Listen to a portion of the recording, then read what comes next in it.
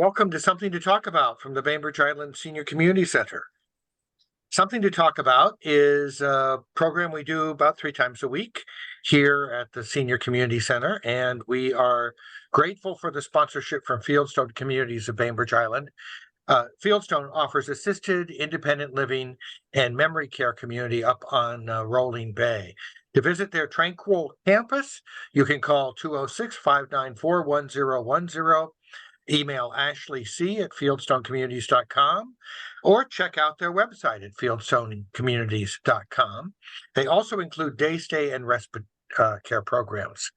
And I would be remiss to not mention that we are meeting on the ancestral homelands of the Puget Sound Coast Salish people, specifically our neighbors, the Suquamish tribe, who have lived on the waters of the Salish Sea since time immemorial. We honor them and we are grateful for their hospitality, and we are learning from their stewardship of these lands. Today, we're going to be talking about disabilities. This is National or International, well, I guess yesterday was National or International Disabilities, Persons with Disabilities Day. And Anne, who is helping every week in many ways at the Senior Community Center, also helps out with planning and organizing these programs that are focused on inclusion and diversity and equity and accessibility, the word of the day. Thanks, Anne. Thank you, Reed. Yeah, I was going to say accessibility is the word of the day because I think we're all starting to be a lot more aware of it as we mature and ripen, not to say age. That accessibility becomes ever more present on our minds. And it's something we really may not have thought to look at, not to consider. I'm really happy to welcome some wonderful guests today. Marsha Cutting, who has been a longtime advocate for accessibility in every arena that I know of. And right, you've helped us so many times, and she became sort of a designated spokesperson. And I'm really glad that there's going to be a few other people to also speak up and talk openly and publicly about some of the issues around accessibility. And also Kristina Colcock, who has been the chair of the Kitsap ACAC and is the first vice president. You might say a little bit more about that yourself, Kristina, if you're willing to. All right. I am the chair of the Kitsap County Accessible Communities Advisory Committee, and I'm also the first vice president of the National Federation of the Blind of Washington, which is an affiliate of the national organization. Yeah, thank you. And you've got great experience and some really good observations to share with us. Also, Maia Ostrom, who is my favorite occupational therapist, who saved my sanity when my daughter became disabled suddenly, and we had to completely change the way we were living in our little modest mobile home. That bringing in a bariatric wheelchair makes a huge difference to what else goes on in a little house. So those lessons were very powerful, and I was extremely grateful for her support and incredible ability to reorganize. I mean, who else would, when we discovered that we needed another riser for the wheelchair, who else would think about cutting one of my sofa cushions in half, Maia, with a large knife she happened to have on her at the time, Maia, and then bundling it nicely into a big pillowcase, and it worked great for the several months that we needed it. I was boggled, but I thought, now there's a woman of action, right? It's so you don't always need to spend a lot of money, but you need to have the ability to understand what you need and figure out how to get it, right? I think those are some wonderful, wonderful attributes. Maia, you've had a lot of experience with making homes accessible to people coming out of rehab, for instance, or from hospital. Can you say a little about what you think most people should be thinking about? Like, we also have family and friends who are going to come over, and suddenly we start to realize, gosh, we've got little slippery rugs all over the place or tight corners. What do you do when you walk into somebody's house and it's completely unworkable? Thank you, Anne. I'm Maia Ostrom. I use she, her pronouns. I have been an occupational therapist in skilled nursing for 11 years, approximately 11 years. And I've done some in-home therapy where I'm working on getting people, you've been to the rehab center or you've been from the hospital or something happened and now it's time to go home and what's this gonna look like? You can't stand up, you can't, get in and out of bed. What are the equipment that could be available? I think working in the skilled nursing really helped me kind of see very purely like what people need. They need to be able to get in and out of bed. They need to be able to go to the bathroom. They need to be able to take a shower. Bonus points for being able to cook. Bonus points for being able to do the thing that you really love to do that makes your life worth living, whether that's getting outside, being in the rain, sunshine, or whether that's being able to sit at a table and paint the models that you have always enjoyed being able to do. And getting back to knitting, getting back to playing the piano, how can we bring a wheelchair up to a piano? What can we do to make that situation work? You can't change the piano, but maybe you can change the wheelchair. Maybe you can change the way the person's sitting in the wheelchair. I think most of the time when I go into a home, I don't find that it's completely overwhelming and unworkable. What I often find is that the mindset of the person who's living in the home thinks that it's unworkable and unlivable and unchangeable.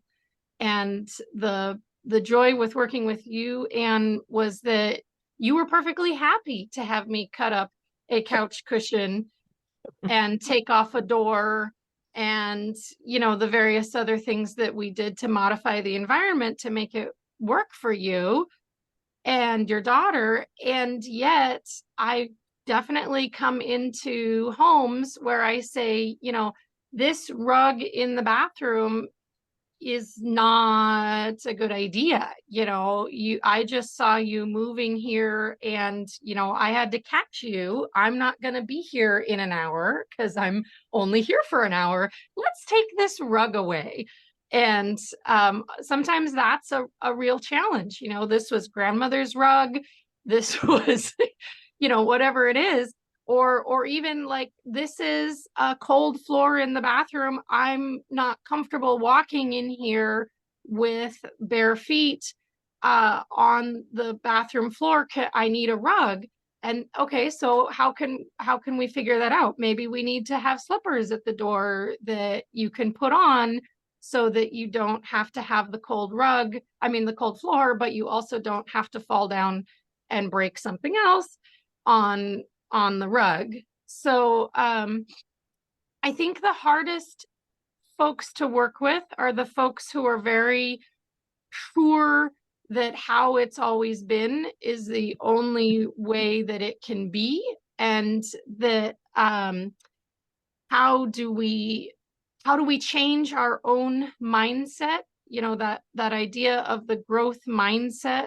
How do we change the environment to fit what we now are, which isn't to say that what we now are is going to be what we are forever. And can tell you, we, after a couple months, we put the couch cushion together, and when it was back in its cover, as far as anyone can tell, it's a whole cushion, and nobody's gonna know that it has a little slice down the middle. And also, after a certain amount of time, we were able to put the bathroom door back on, and we were able to put the wheelchair in the proverbial garage and not you know, it's not being used anymore. We're now using a cane. We're now walking without anything. You know, that's a really big piece that I can offer, which is, you know, I see you see yourself coming home from an experience where you're now completely disabled, and I see you as a person who is quite able and quite abled and will be able to do many of the things, if not all of the things, again. It just is going to take time. Time is a great healer, and if we can organize some of the environment so that it works with who you are today, then we can work towards getting you closer to the person you were before, and also move your environment back to where you were before.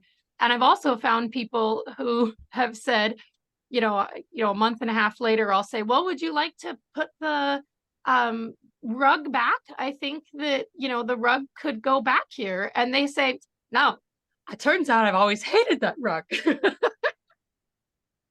And so that's a real fun, you know, moment. It's like, yeah, well, it's because you were probably tripping on it, you know, 5 times a day.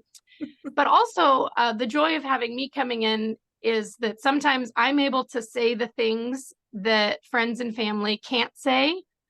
I've seen it, all of it before. I mean, everyone is unique. Everyone is different.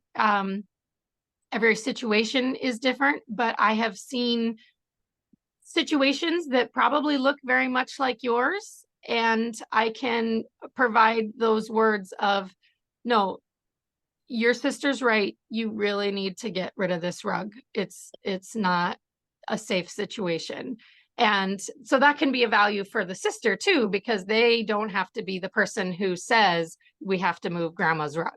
And so that can be a real joy to have somebody else come in with new eyes. And also a new voice, as you say. I think that buffer has been very, very valuable. So I just put your email in the chat because people were asking. So Yeah, if you want to reach sure. out to Maia, you can do that with her email. Read. Just wondering also, beyond you, Maia, just about the broader question of if somebody is looking for this kind of assistance, do you work through prescriptions from physicians, or you know, how would I look for an occupational therapist or somebody with your skill set generally, if you're watching this, maybe not even in the area? Yeah.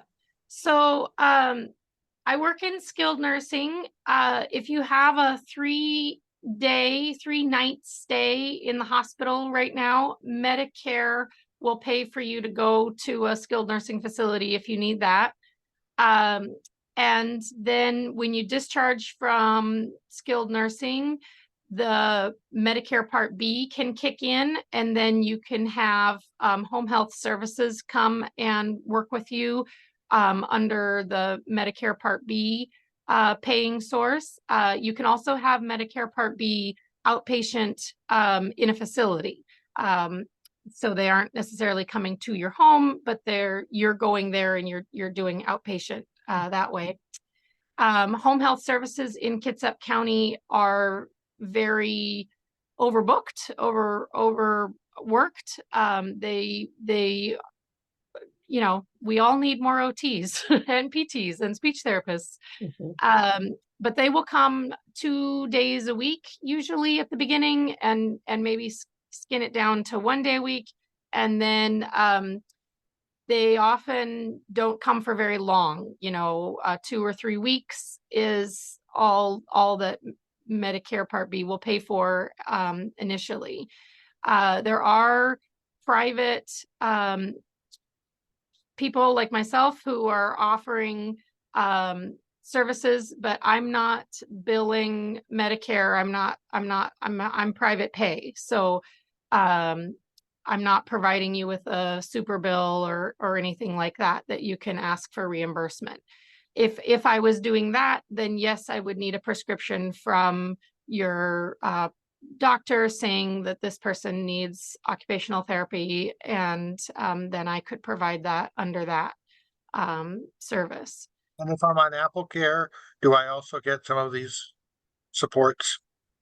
Yes, Apple Care pays for something similar to Medicare Part B, and if you're over 65 or whatever the number is, then you get all, you're enrolled in that if you've gotten all your paperwork in and crossed all your I's and dotted all your T's. And So we discovered that like so many facilities, there's the home health people have a certain amount of care that they're willing to do for Apple Care patients, and when that is taken up, they reserve the rest of their time for full pay or full insurance patients. And so we, in fact, when my daughter came home from the hospital unable to stand up for more than 15 seconds, we were unable to get home at all. They just said, nope, sorry, it's too complicated and we don't have the bandwidth and we're understaffed.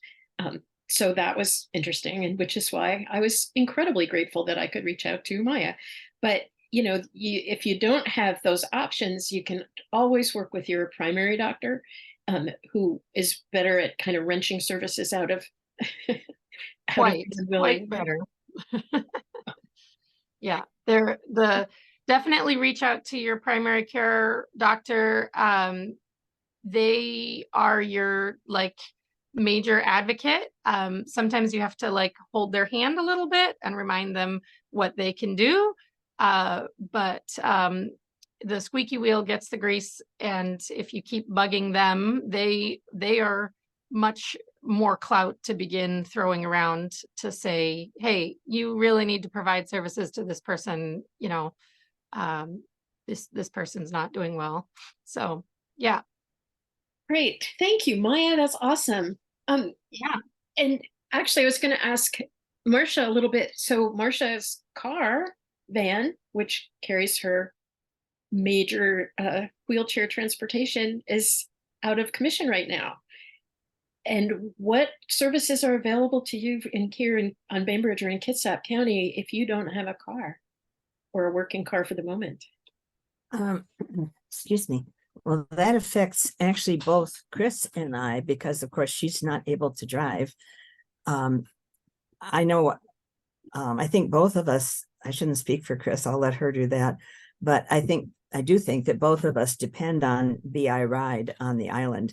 Of course, it's only available during limited hours. It's not available in the evenings. And I guess it's going to start to be available now on Sundays.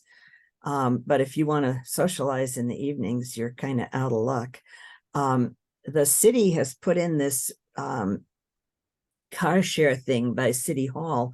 And when they put it in, I asked and was told that there would be a wheelchair accessible van as part of it. But I look every time I go by and there is no wheelchair accessible van in sight. So, I mean, my car is on its last legs. I don't really have the money to get another accessible vehicle. So I'm hoping that they get the accessible vehicle they said they were going to, because I'd really like to be able to use it.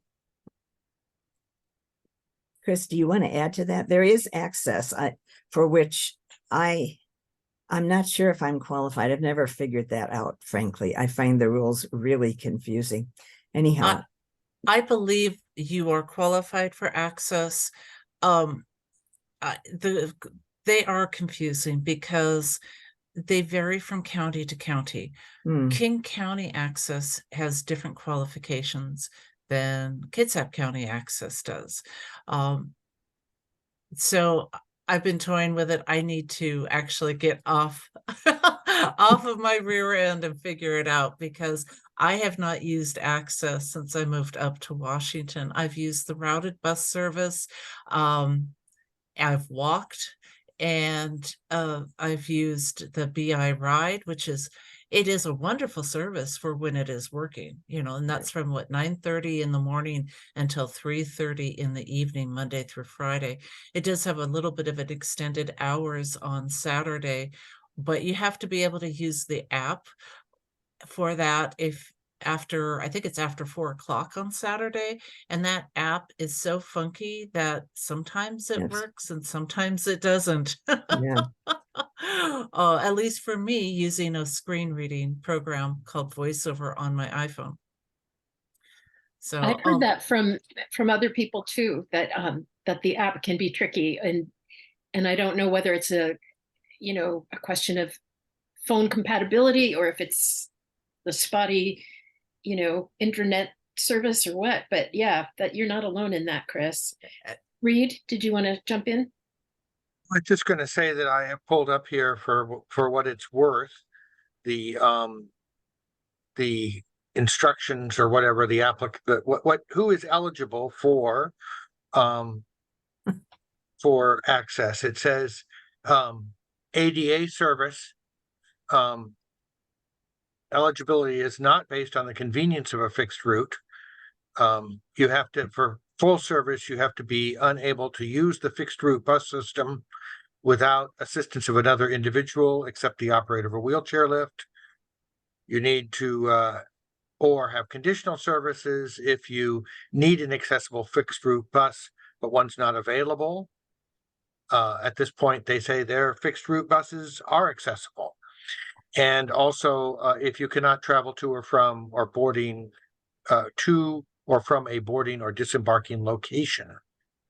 So it is a little confusing because it's like, okay, what does that mean? But this is and then there is a non-ADA service if you're 80 years of age and or 60 to 79 with transportation disadvantage. So this is looking at kitsaptransit.com under their access information, which is, as we said, a little confusing. But if you have questions, you can call them 360-478-6914 or 360-479-7272. I know that's not entirely helpful, but I'll put a link in for those of you watching later, I'll put a link in the information below. Great, thank you. That'd be nice. So yeah, I mean, one of the things I've realized is like how limited local accessibility can be when you're in a wheelchair, for instance, or probably quite a number of other situations. Do you, either one of you, I noticed this week that there were workers on Winslow Way pounding the silver insets that were put into the Winslow Way sidewalk some years ago as part of an art access program. Do you remember that when they did Winslow Tomorrow? Well, apparently enough people have slipped on that they finally decided to do something about it. So they're bashing them with something or other that's supposed to rough up the surfaces to make them less slippery. This is what, 20, 10, 15 years after the effect? I'm not exactly sure, but I was really sort of fascinated by that. What's your experience, Chris and Marsha, either one of you or anybody else, of trying to navigate Winslow Way or downtown Winslow? It's been challenging because you've got these wonderful planters, nice walkways, the disappearing and reappearing of sidewalks. Mm-hmm. That can be challenging when the truncated domes that are in the curb cuts. If the curb cuts are full of dirt and leaves, you can't tell that they're there. All right, that's kind of rough. It was kind of funny. Recently I met a friend of mine down at Plate and Pint, and then we walked over to Sister's Cidery.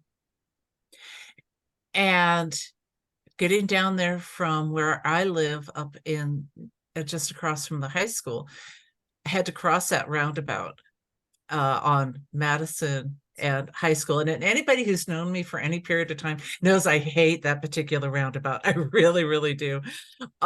Because it's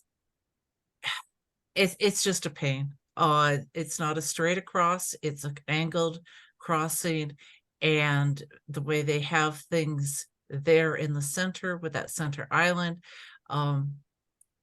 it can get very confusing. And I will admit there's a certain amount of user error. Okay. I'm probably not the absolute best traveler, but I'm not the worst either. So somehow I got so turned around in that crossing on Saturday that I ended up stepping up onto and holding onto the sign just to get out of the flow of traffic. And I listened, and then I finally got back across the street. I was a little unnerved.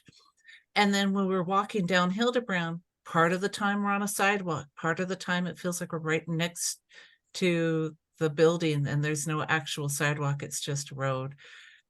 So that's one of my challenges, is the pedestrian accessibility.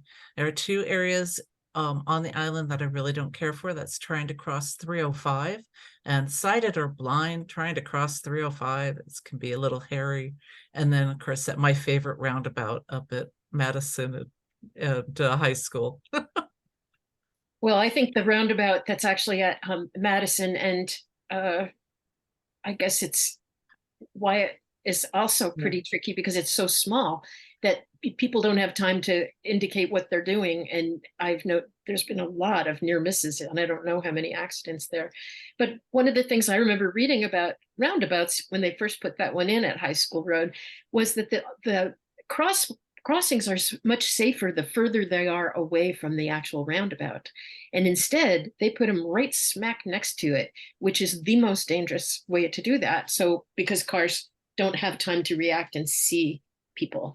And I know the city just put in a new crosswalk at the ravine down by Town and Country. So maybe they could be convinced to put in new crosswalks that were further down the street. That would be much less confusing, I think, to anybody trying to get across, because you're right, that is a very treacherous intersection, and it's very complicated. People going multiple directions at all points. So it's not just a 4-way, it's like an 8-way, right? I mean, right. Well, yeah, because when I was taught, granted, I was taught old school O&M, you listen to the traffic and you go with the traffic, or I guess that's how you deal with crossings. It's not anything magic. It's just go with the traffic, or if you have the traffic coming towards you, it's safe to go. With a roundabout, the traffic is always going, and you don't know if they're going to turn out on your street or if they're going to turn out on the next one. Exactly. And even if you are sighted, you still don't know. Well, that's good to know. Nobody's signaling, and people do seem to be a little random these days. Yeah. Can I bring up that these are the type of topics that I think we need to somehow keep in mind if the city ever convenes the advisory committee for the ADA transportation plan. The ADA, of course, was passed in 1990. That's more than 30 years ago. And as of 1993, every municipality and a bunch of other, government bodies like park districts, school districts, etc., was supposed to have an ADA transition plan.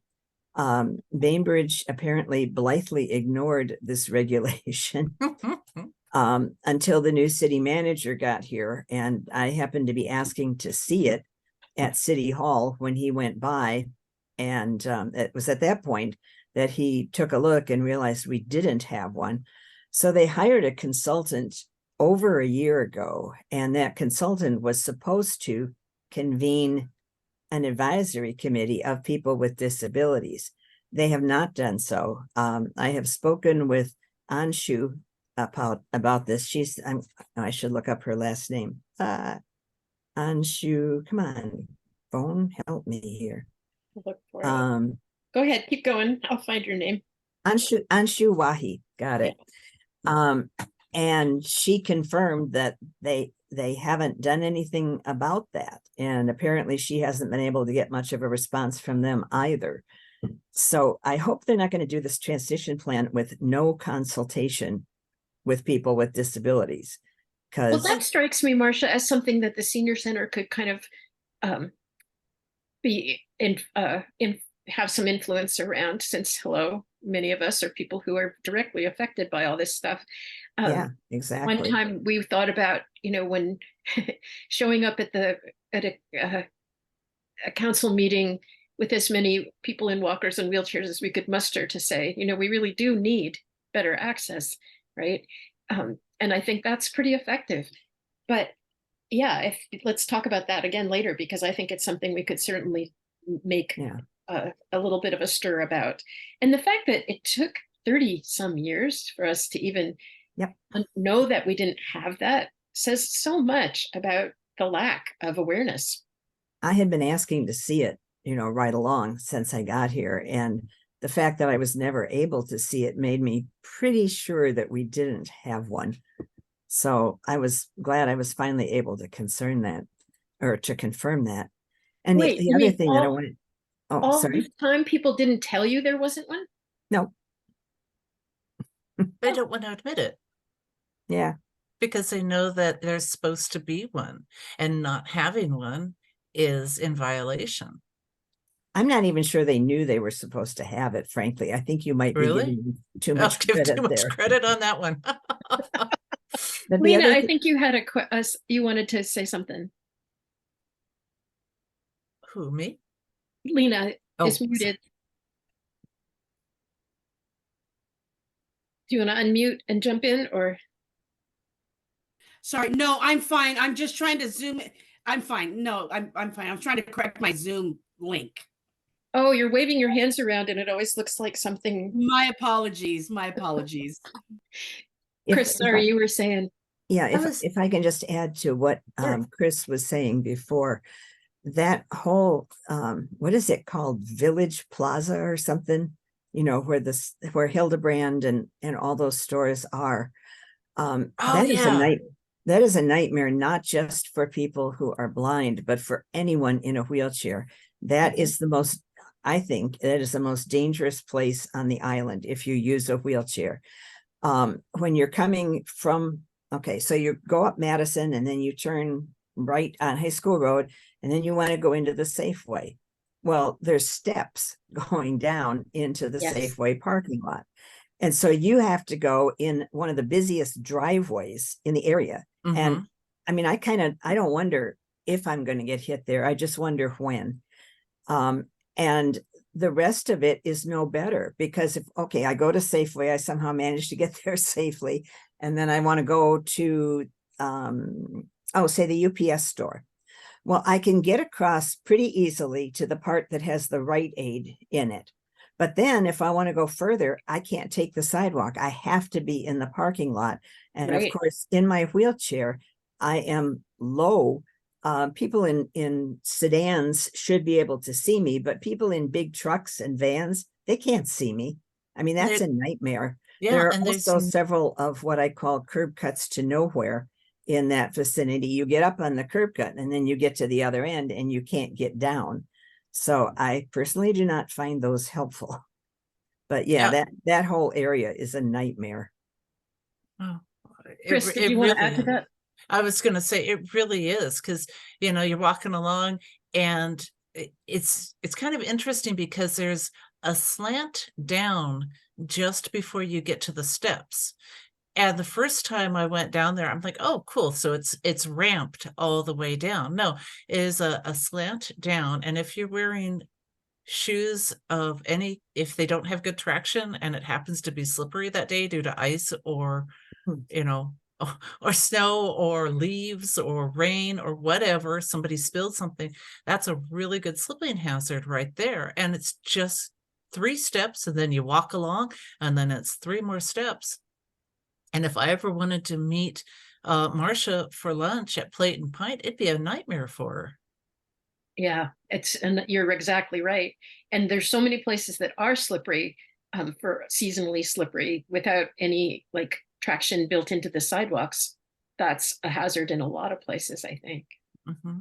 That single block, that block of High School Road, is the most dangerous block on the island. That's where the most accidents happen, which makes sense when you think about the number of lanes of traffic and the number of driveways in and out of there. Mm-hmm. I mean, it's just, I don't know. It probably isn't much better over on the other side at the pizza and Starbucks area either.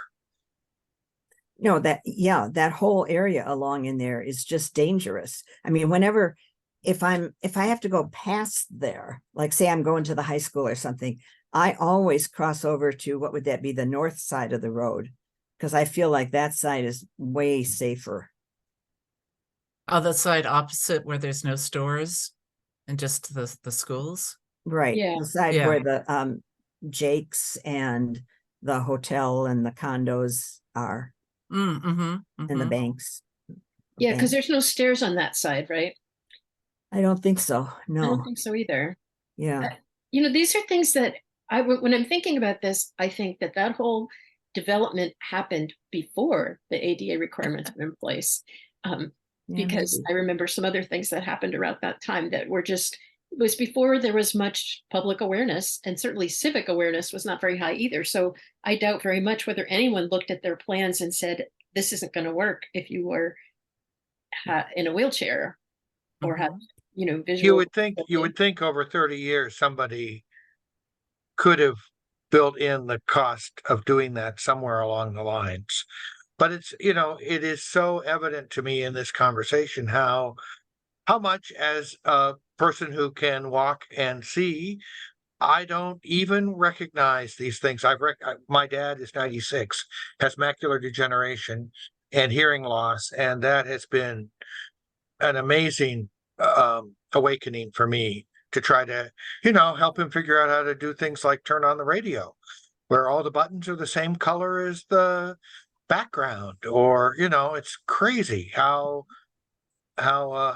we are not aware of this. Yes, Marsha. I just want to stop you and ask you, please don't call it crazy, because that's okay. So anytime you use a word that applies to an actual condition that people have, whether it's the medical term or a slang term like crazy, you are supporting the sort of one down status that they have in society. You know, you're saying, how can I explain this, Chris? You may need to help me. You know, it's like if you use, well, like say somebody doesn't, you know, see something, and you go to them and you say, are you blind? You know, that's using blind as a slur. And when you use crazy as a slur, as a negative term, then that negativity carries over to the actual people that have that disability. And the result of that is that it makes it that much harder for people who have particularly mental illness, because that is so stigmatized in our society. It makes it that much harder for them to get the services that they need. Like, who wants to go for therapy if that means admitting that you're crazy? Who wants to take on that label? No one I know. Well, thank you. Wait a second. It is thoughtless, certainly, for people to design things in that way. Sorry, Yes. Maya. Reed, I just wanted to give you a word. The word I use is wild. I think that the way that our streets and sidewalks are designed are wild. I think I will go with that. It's wild how we don't think about folks in wheelchairs, and how when we do think about folks, then other parts of our population also get supported. You know, when I was pushing a stroller, I was very happy to have all the curb cuts. Just ask the UPS person who's pushing a 100-pound package whether they want to have a curb cut or not. You know, so the word I use is wild. And sometimes I use ridiculous. So when we're talking about accessibility and walkability on the island, I would like to share just briefly a story. I went down to Streamliner Diner one day to meet with a friend, and for some reason I had that we were meeting on Friday. We're actually meeting on Saturday. I enjoyed a nice meal. I thought, well, it's a beautiful day. I'm just gonna go ahead and walk home. I live up on, High School in Madison. So I didn't want to walk over to Madison and just walk straight up. I've been on the island since 2018, just before the pandemic, and through a number of reasons, I have not explored the island very much. So I decided I was going to go up Erickson. And it was really interesting because anybody who knows Erickson there's traffic, but it's not a huge amount of traffic. You have enough cars to kind of know that everything's okay. You're not out in the boonies without somebody around, but not so many cars that I felt unsafe walking along the edge of the road because there were no sidewalks on the side that I was on. And when it came to the cross streets, I'm not actually sure how many cross streets there are between Winslow and Hildebrand on Erickson, because I couldn't tell if I was crossing a wide driveway or if I was actually crossing a street, because there was no sidewalks there to delineate this area. I had actually a wonderful time. I got to explore. I did what we call structured discovery, which is where I had the opportunity to explore things out with my cane, standing and listening, and not being pressured by other people around. And I did make it home, but I thought that's something that's very common. I've noticed on the island is the sidewalks are not standardized by any means. Yeah, there was some faint effort in that direction about 10 years ago when supposedly any new construction or renovation was going to require a section of sidewalk, which resulted in some short sections here and there that don't Yes. anything else. But it seemed to have sort of faded out, and I haven't seen that being followed up. And Marsha, you're nodding. I think you've seen this too. Yeah, I mean, I think they do. I think they do enforce it for the most part, but these little disconnected sections of sidewalk are not really helpful. And the frustrating thing, Chris, is that there's a really good sidewalk on the other side of the road. But how do we let you know that? You know, exactly. I don't know. I happened to be on the side of the road that didn't have the sidewalk, and I had, no idea. Yeah. But can people hear Pam Cole now? Can you hear somebody? Yes, Pam, did you want to speak? I did. Sorry, you guys. I know Reed. Hi, Reed. This is Pam Cole. And hi, Marsha. It's Pam. Hello. I just want to say a few things. So first of all, just so you know, I don't consider myself an expert on any of this. However, I am an attorney. I do work for the Department of Justice. I don't work for the Civil Rights Division of the Department of Justice, but I have sort of thought about a few things. So first of all, with respect to the high school road issue, I researched who actually owns that mall. It's actually owned by a private equity firm in Seattle. That was the last time I checked. So, in my opinion, that mall is not in compliance with the ADA. I think what's happening is that doors were opening up at different times, and whether or not you can make it compliant in terms of having ramps, instead of the stairs, I don't know. But I think it's something that the disabled community on Bainbridge Island really needs to think about, at least having a conversation with that private equity firm in Seattle. This was at least as of a year ago. Maybe it's changed about I don't need to be litigious here, because even though I'm a lawyer, I like to think I'm not, but at some point people need to be afraid of not being in compliance with the law. I also don't think the city of Bainbridge they are not in compliance with the lack of a transition plan. Marsha, you and I have talked about this. I have a feeling that at least the county attorney for the city, he does not seem to fully understand what's necessary. Let let me put it this way. Yeah, anyway, it doesn't matter. I think one of the, if any of you guys know the answer to this. I think the problem with the city of Bainbridge is that you don't really know who to go and talk to or about issues. There's no, unless I'm wrong, Marsha, there's no spokesperson for the city of Bainbridge that you can actually contact. And let me give you an example. They're renovating. I live at Grow, right off of Madison. I'm in the Grow community.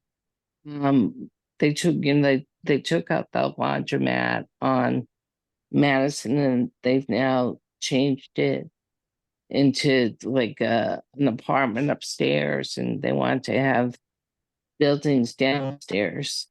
Well, there used to be a handicap the sidewalk along Madison, and I'm on a big, powerful wheelchair. It keeps on raising up to the point where I'm almost sort of flipping over, going over this thing. I don't know who to talk to from the city about this.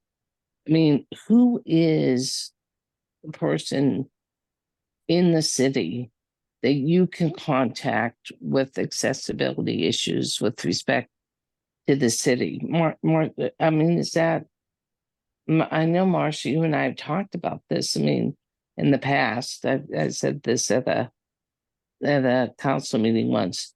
Marsha, I don't think there is somebody, right? I mean, there isn't. Well, they're dumping this on Anshu along with every other diversity issue in the book. And to how much support and access she actually has, I don't know. Right. So you're saying I want to make sure they're dumping on her in terms of an equity issue. Who's the person? Who's the person? What's that person's title with the city that they're dumping this on? Let me take a look. Let's see. Well, she's the equity and inclusion manager, Thank you. recently Okay, right. recently hired, and just trying to get organized at this point. Right. I mean, okay. The point I hear you raising is one that I agree with. It's people with disabilities do not have a voice on Bainbridge Island. And if you will permit me to indulge in a little bit of history, several years ago, 17 people, most of whom were people of color, 2 I think were not, 17 of us showed up at a city council meeting, and the people who were people of color just gave stories of the discrimination that they had encountered on the island. I presented information on GARE, which is a resource for governments, and I can't remember what the other unmelanated person said. But at any rate, after 17 people showed up, all of a sudden there was a race equity. What? Oh, sorry, my watch is. Shut up. My watch is interrupting me. I hate that. Luckily, it understands shut up. Anyhow, if 17 people in wheelchairs and walkers showed up at the city council, it's possible they would do something. When 1 or 2 people show up, they don't do something. So Right. Well, yeah, it's funny. I mean, a person in a wheelchair did show up at some type of city council meeting. That's when I live at Grow, and they're building the new homes here at Grow, and they have a bunch of stairs, and they were referring to it as a quote, true aging in place development, which was the architect was saying that. It's like, you've got to be kidding me. So I went and I testified. I went in front of the microphone of the podium, and one of the city council people that will go unnamed said, "Would you please stand up and speak to council?" And I was like, I was like, I wish that I could. And then the microphone wasn't working, and then they had to, it was a disaster. So I think, I don't know, this is like a whole separate issue, but I'm very bothered, Marsha, as you know, you and I were both at that city council meeting. I'm very bothered about what's going on with the transition plan and not consulting with personally, I might take it upon myself to arrange an appointment with the county attorney in the city, and maybe the equity task person will be there. And I mean, believe me, I think it's really important in terms of I think everybody's well intentioned. And again, I'm not litigious person, but at the same time, you know, it's kind of like enough is enough. I mean, you know, I think that the statement needs to be made you know, the other thing is I'll just shut up. You know, I applied to be twice. I applied to be in the design review board, thinking that I felt like the city should think about disability in terms of accessible design. And the second time I applied, they had an opening for a citizen representative. You know, they have architects and artists. So I asked, you know, what does the citizen representative do? The answer I get was, well, all the architects and all the artists on the design review board, they're all citizens. So there isn't really anything separate for a citizen representative. It's like, you've got to be kidding me. I mean, you know, so I really think the city needs to be educated, consulted about all of these things. And I honestly think the way to start is to talk to the city attorney and see if, I don't know, that's how I think. I mean, that city attorney can work with the city council or whatever, but I don't know. As you guys, Marsha, know this, I think Marsha and I are like probably two of the most visible people on the island in the wheelchair. There are so many times, Marsha, the people stop me and they say, "Oh, are you Marsha?"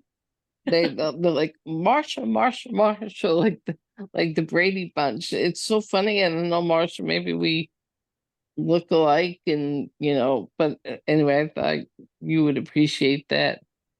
You know, people often think I'm you. All they see is the So chair.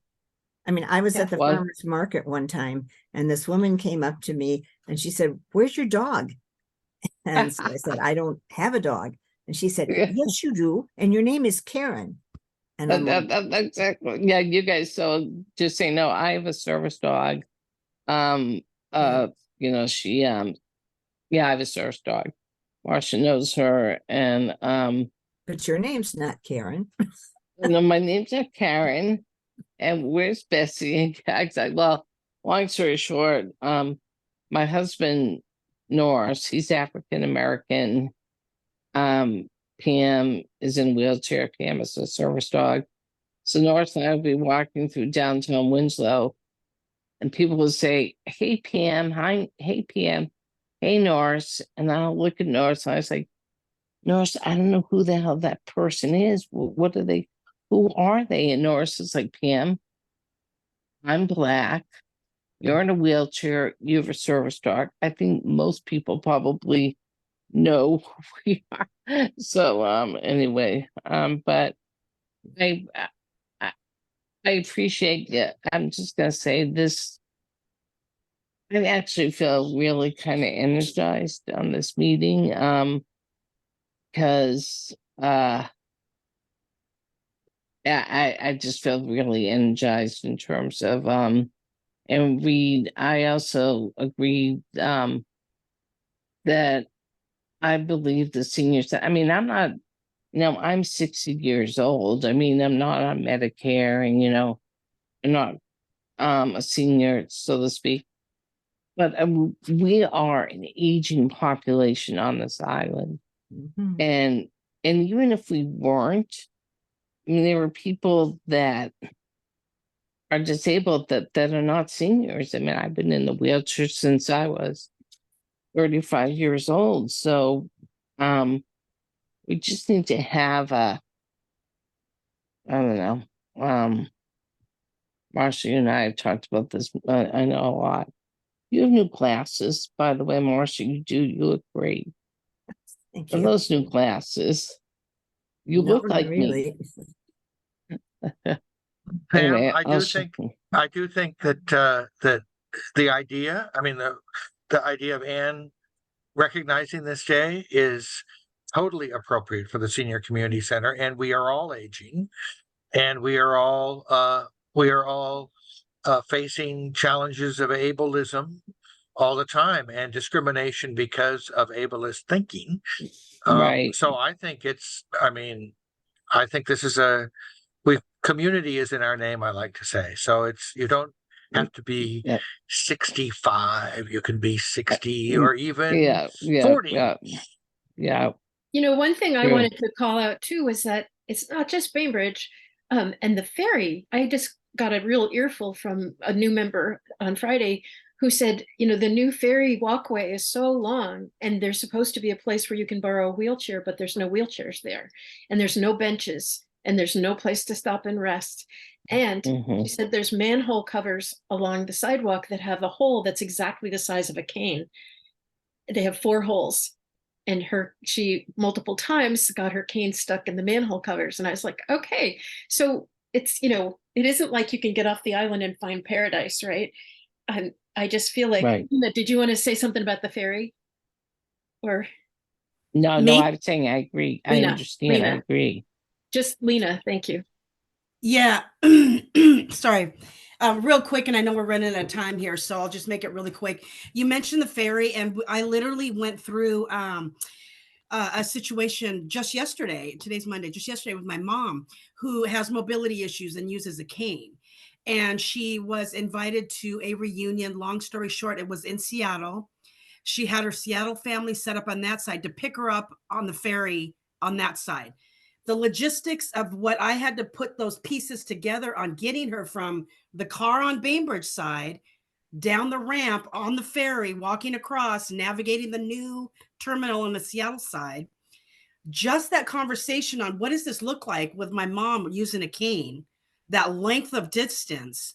And in long story short, the trip got canceled because it turned out to be a bigger, challenge for us, because we had to have a lot of people with cars and time put into place because somebody with a cane or walker or mobility issues just wasn't easily able to just jump on the ferry and meet me on the other side. That just wasn't the case. And that's our reality now moving forward every day. I can't go to a show in Seattle myself if I wanted to because I have mobility issues. So yeah, navigating and trying to work the ferry system and the ferry terminals on this side and that side are not very user friendly for people with mobility challenges and so forth. So I just wanted to add on my piece on that as well. I personally just experienced this in the last 24 hours. So I get it 100%.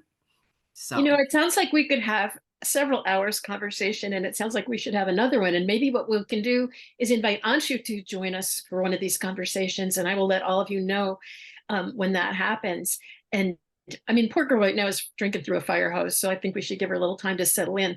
But she is definitely the person that we should be working with and supporting and nurturing so that she can step up and take on some of these responsibilities.